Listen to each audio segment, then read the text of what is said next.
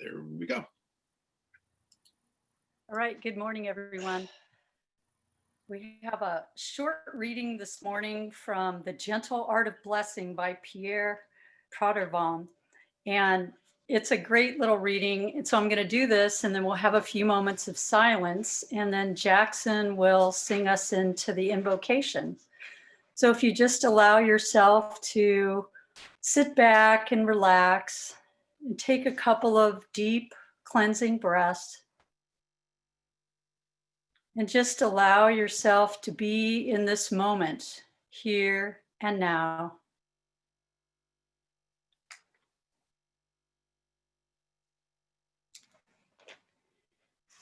A constant reminder of spiritual masters is that you cannot grow spiritually if you are burdened mentally by the habit of judging others. Try to systematically replace every single thought of judgment with blessings. Blessing everyone and everything, and especially those situations and people that tend to annoy us.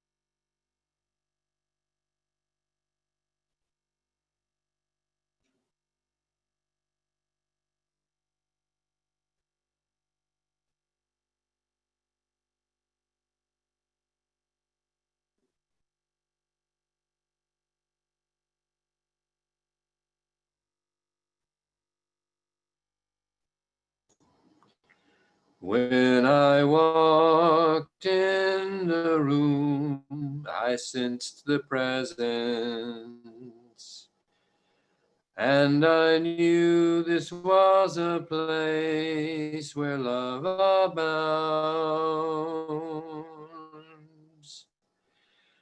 For this is a temple, the God of love abides here. We are standing in the presence on holy ground.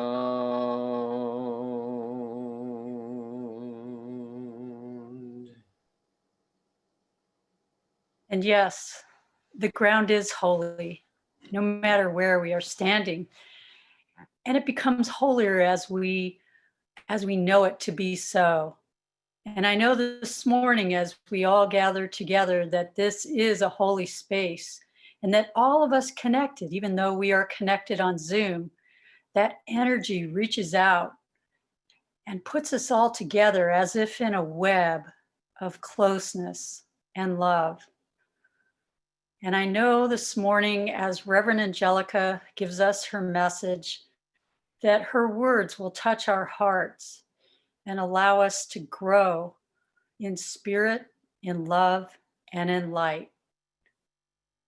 And I know this sacred part of our service unfolds in its right and perfect way, and so it is. We are standing on holy ground,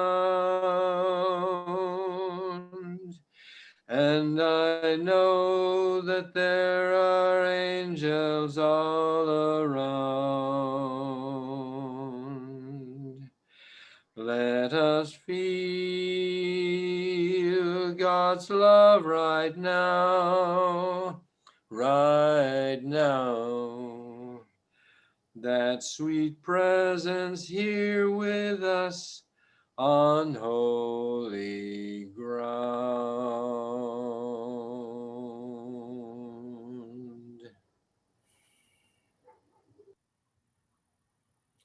Thank you very much, Michelle and Jackson.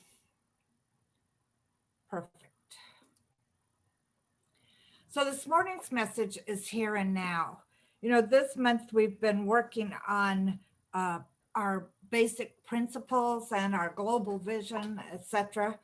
And one of the things that I know is that today it's more important to live in the here and now than it seems to be ever before. And so Jean Houston says, now is the time when we must renew ourselves and live as if we and all of life is sacred and as if everything we do makes a difference. Now is the time when we must renew ourselves and live as if all of life is sacred. One of the things that I know is that as we have been moving along in the collective consciousness, we tend to think about other people, and whether we're thinking about them with love or with judgment or with whatever we might be thinking about them with, one of the things we have to know is that we're always really in the here and now. And I found this quote from R.D. Laing from a book called The Politics of Experience. And he says, you experience your experience and I experience my experience. I cannot experience your experience and you cannot experience mine. I can only experience my experience of your experience and you can only experience your experience of my experience. And boy, that word experience is used a lot, isn't it? However, this is so true, is that I can't experience anything that anyone else is experiencing. I could only experience what my perception of their experience is. And so what I want to start doing today and every day is perceiving that everybody's experience is sacred, even though that might not compute intellectually. So I found this piece by Dr. Joe Dispenza, and I thought, wow, this is kind of neat. You see on this piece, he says, in the behind us, yesterday is automatic programming. We're working on automatic programming. Then there's the now moment. And then tomorrow is going to be on automatic programming. And he has an unknown event there. That too will be perceived and reacted upon by automatic programming. But the only way that we can really live our lives in a sacred way is to live in that now moment. When we're really in the now, we're not living automatically. When we're paying attention. I mean, what did Ram Dass, that famous book of his, said, be here now. Be here now. That is so important right now. I mean, I don't know how many people are still living in the last 4 years and trying to, make sense of it. And this is one of the things I got recently, is that some things you're just not going to be able to make sense of because it's their experience. And we perceive their experience through the filters of our experience. So we want to just basically stay in the now. And so here's some ideas I have. This is, to me, is live as if everything matters, as if you know that everything is divine. First of all, the power is in the now moment. Dr. Holmes says, principle is not bound by precedent. And I've heard that statement since I very first walked into a religious science church. And every time I think about it over the years, it seems to unpack itself a little bit more. And I become more aware of that, what that means. So regardless what has been in our personal lives or the life of our country or the life of our planet, nothing can prevent us from moving forward unless we allow it to. So the power is in the now. Dr. Holmes says, spirit can only give us what we can take. Trained thought, I love this one. Trained thought is far more powerful than untrained thought. So I am so glad to be able to be in this faith tradition. And I'm so glad of all the people around the world that are in something like this, where we're realizing that we have the power. Trained thought is far more powerful than untrained thought. The power's already within us. We have to acknowledge it. We have to be confident of using it. We have to trust in it. And the only time we can do this is in the now moment. I can't do any of that in the past from where I am right now. I can't even do any of that for the future from where I am now. All I can do is focus on this present moment and allow myself to acknowledge the power, be confident in using it, and accept, absolutely accept that it will work through me. So somewhere I read, the power from the past has already been used. The power from the future is waiting for us to get there. So we have to start right here, right now. Which brings me to a question that I remember Reverend Helen Street using at a Selimar, I think in her very first Selimar talk. She asked, how much good are you willing to receive? How much good are you willing to receive? If the power is in the now, why should we spend time in the past rehashing all the stuff we didn't like or being afraid of the future and what might happen? The power is in the now. So how much good am I willing to receive right now? I can say, well, all of it, of course. But then, that has to filter through all my perceptions, all my fears and desires, etc. So trusting the universe to me is really important, remembering that the power is in the now moment. My second idea was pay attention to moments of awareness. I really like this. This is one of my favorite spiritual practices because I'll tell you, just like you, most of the time I'm busy. I'm so busy doing this or that or whatever, there's chores to do and errands to take care of. And it just seems like I'm busy all the time. And I multitask a lot, and probably you do too. So allowing myself moments of awareness is an important part of my spiritual practice, and I would like it to become an important part of you. And what does that mean? Pay attention. Really pay attention to your life. Sometimes I come home out of all the busyness and I'm the crock pot queen. So I have something cooking in my crock pot and I open the door and I step in and it's like, wow, that smells good. And instead of just rushing off to do whatever, make sure the cats are fed, et cetera, I can just stop for a moment and relish the smell of that delicious food that I'm about to have. That's a moment of awareness. So a butterfly crosses my path. And instead of just looking at it and going off doing whatever I'm on my way to do, I stop for a moment and I watch it as it flits from flower to flower. And I pay attention to what it looks like, the colors that it is, etc. And really allow myself to experience it and its beauty. I'm a person who really likes to eat fish. And the other day I had asked Brian and Donna if they wanted some ice that I get. And I went into this whole thing, this fantasy thing. Now, being a writer, I do this a lot. You never know when you might end up in one of my little mental things, mental pictures. So I had this whole thing about being out on a boat and casting a line in and feeling that little bite feeling and reeling it up. Now, I've never fished, so I don't know if that's what you do or not, but I've seen it on TV.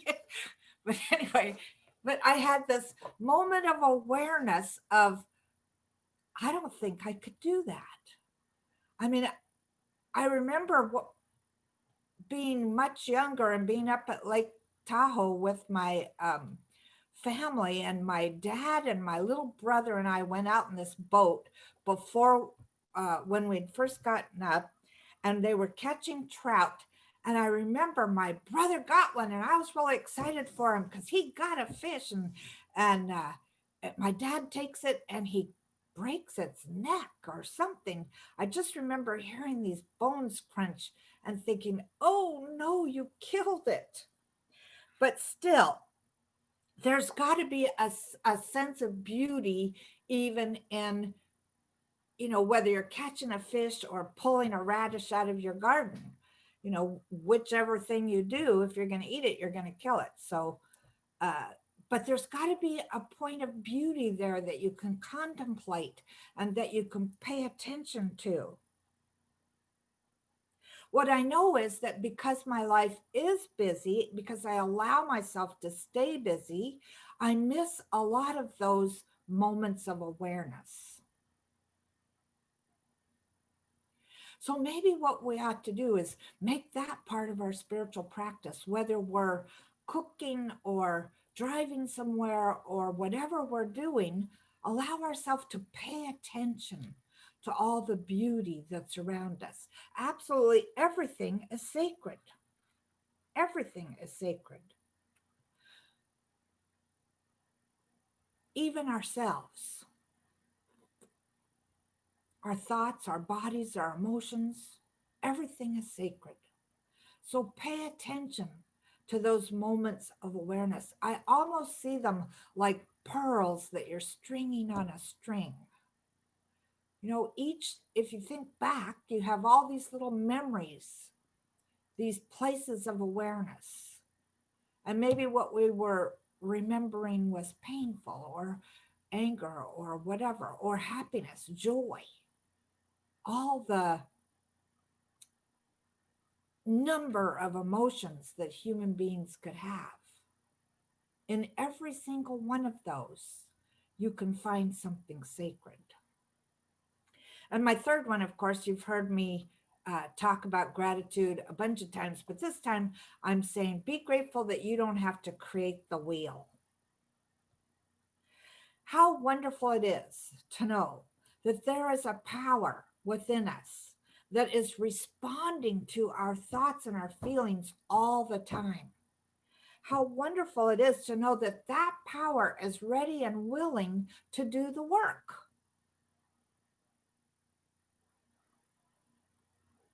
Dr. Holmes tells us the laws of the universe are to be trusted.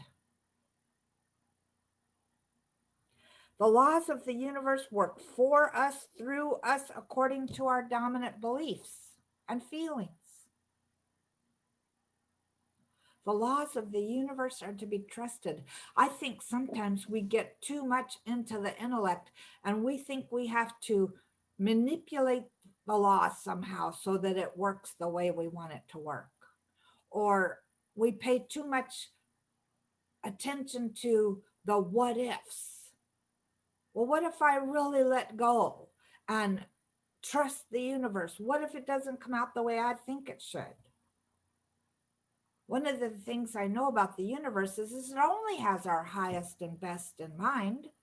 So it's going to come out better than you can imagine it. These laws contain all knowledge. We don't have to create the power. We just have to acknowledge it and use it. So be really grateful that you don't have to create the wheel. And what would it be like? What would it feel like? Just think about this for a moment. If you really were to just let go and trust the universe.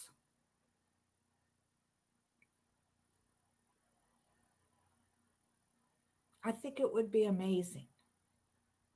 Those points when I've really allowed myself to trust, and they're becoming more now rather than less. No matter what it looks like out there in the wobble of the universe, I can stay in the center. I could stay in the now moment. I could pay attention to those moments of beauty, those moments of sacredness. And I don't have to create the wheel. I don't have to do it. I don't have to make the law work.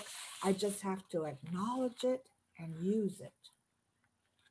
And again, my favorite way of acknowledging it is to be grateful for it. Grateful for this ancient wisdom. Grateful for the principles and the tools of the science of mind. Grateful that I've attracted all this into my experience.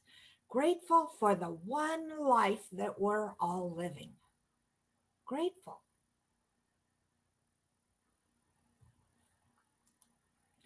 Dr. Holmes wrote at the end of chapter 4, the how to use it portion of our textbook. He says, a new light is coming into the world. We're on the borderland of a new experience. The veil between spirit and matter is very thin.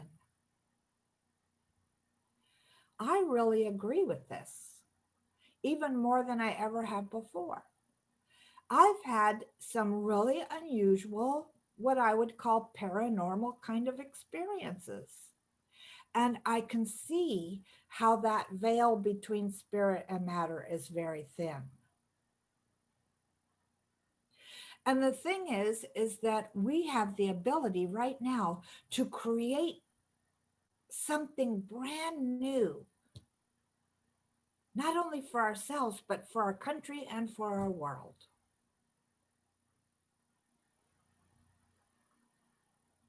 This new light, to me, is our willingness to expand our consciousness, to realize that we really are the creators of our reality, and we can create something magnificent that benefits everyone. I really feel that part of this new experience is moving from the me to the we in a greater way than we ever have before. Tomorrow we celebrate Dr. Martin Luther King, and I found this quote from him that I just really like. I found lots of quotes that I really like, actually. But this one, unconditional love will have the final word in reality. This idea of unconditional love is, I believe, where we're moving into. This place of compassion, this place of kindness, this place where we want to lift each other up instead of dragging each other down. Unconditional love will have the final word in reality. And how do you get to that unconditional love? I think you do it by these 3 things that I gave you. By recognizing that the power is in this moment right now, and to stay in the now, and to pay attention to those moments of awareness, and to be grateful that you don't actually have to create anything. The universe does it. And we can trust the universe. So let's say this affirmation and then we'll go into treatment. Right here and right now, Spirit fills me with the expansiveness of awe.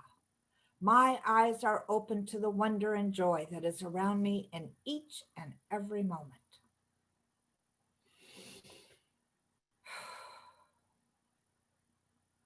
The expansiveness of awe. I love that idea. And so I speak this word for us today, speaking it in the first person for each one of us, knowing that it is totally possible for us to live in awe, wonder and awe.